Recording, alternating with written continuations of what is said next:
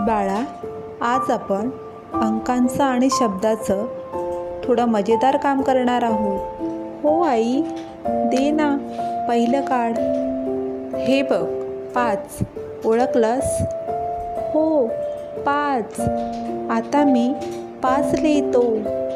बरोबर. आणि कुठल्या रंगात लिहिणार? हिरव्या खडूने. लिहितो 5. मस्त. आता बघ, हा कोणता अंक आहे? 10. एकदम बरोबर. आता एका बाजूला 1 ते 10चे अंक आणि दुसऱ्या बाजूला त्याचे शब्द लिहून जोड बघूया. हो आई, हे तर खूप धमाल आहे. अंक, शब्द आणि रंग सगळं एकत्र.